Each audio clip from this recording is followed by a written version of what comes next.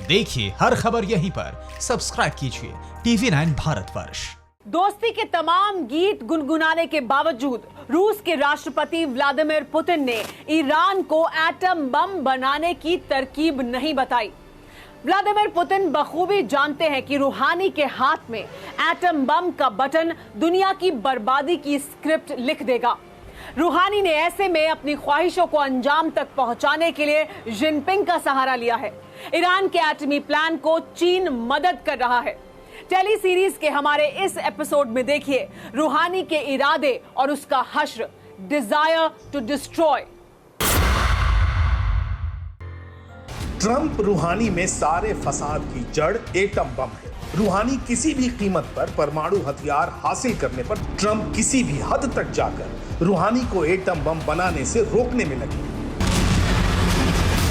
America ने Iran के एटमी programme को बंद करने की मुहिम साल 2015 से शुरू की। तब अमेरिका के राष्ट्रपति बराक ओबामा थे। दुनिया की महाशक्तियों के बीच एक न्यूक्लियर डील हुई। अमेरिका, रूस, चीन, फ्रांस, ब्रिटेन, जर्मनी और यूरोपियन यूनियन ने ईरान के साथ एक परमाणु समझौता किया। नाम दिया गया joint comprehensive plan of action.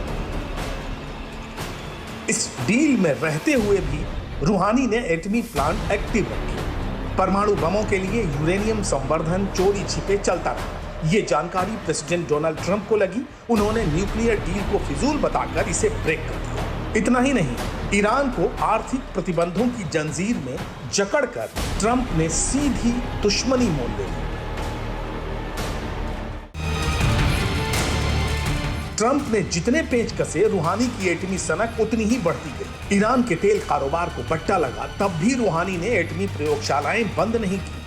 Underground एटमी centre में दिन रात परमाणु बम बनाने का मिशन चलता रहा। रूहानी ने जिन एटमी सेंटरों को एक्टिव रखा था उनके नाम हैं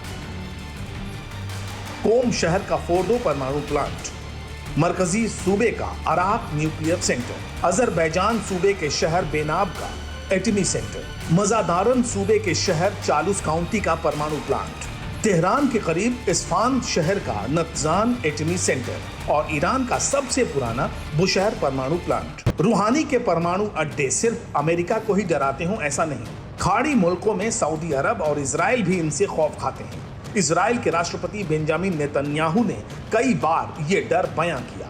सऊदी प्रिंस सलमान तो यहां तक धमकी देते हैं कि रूहानी ने एटम बम बनाया तो उसी दिन सऊदी एटम बम धमाका कर देगा।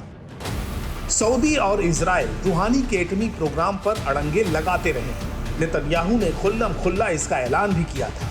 ये प्रेजेंटेशन ऑपरेशन परमाणु की जानकारी देने के लिए नेतन्याहू ने की। राजधानी तेल अवीव में नेतन्याहू ने मोसाद से जुटाए तमाम दस्तावेज की ओरिजिनल कॉपी दुनिया को दिखाई। ये सारे पेपर सीधी बारीकी से एक एक डिटेल्स बताई गई। मोसाद एजेंट्स ने तब ईरान के न्यूक्लियर सेंटर के सीक्रेट उड़ा लिए थे। मोसाद एजेंट्स ने ईरान में घुसकर उनके न्यूक्लियर आर्काइव के 50,000 पन्ने, 163 memo compact disc, video cassettes और परमाणु प्रोग्राम का पूरा ब्यौरा ही चुरा लिया था। एटमी सीक्रेट उड़ाने के साथ इजराइल ने कई बार रूहानी के न्यूक्लियर सेंटर में साइबर अटैक किए। हाल ही में ईरान के सबसे बड़े न्यूक्लियर प्लांट में आग भड़की थी, जिसे रूहानी सरकार ने मामूली हादसा बताकर छिपाने की कोशिश की। इंटरनेशनल न्यूज एजेंसी के मुताबिक ईरान के जिस अंडरग्राउंड परमाणु प्लांट में आग भड़की थी, वहां इजराइल ने साइबर अटैक किया था। नतजान प्लांट में भड़की आग से एटम बम के लिए सबसे जरूरी सेंट्रीफ्यूज ऑपरेशन बंद करना पड़ा। हालांकि अब रूहानी ने जिनपिंग से दोस्ती गांठ कर अपने एटमी प्रोग्राम को नए सिरे से शुरू कर दिया है। अमेरिका से सीधे युद्ध से बचने के लिए शी जिनपिंग रूहानी को एटम बम का तोहफा दे सकते हैं। इसके पीछे रूहानी के रुतबे को बहुत बड़ी वजह बताया जा रहा है। परवाह देश की, सोमवार से शुक्रवार रात 10 बजे TV9 भारतवर्ष पर।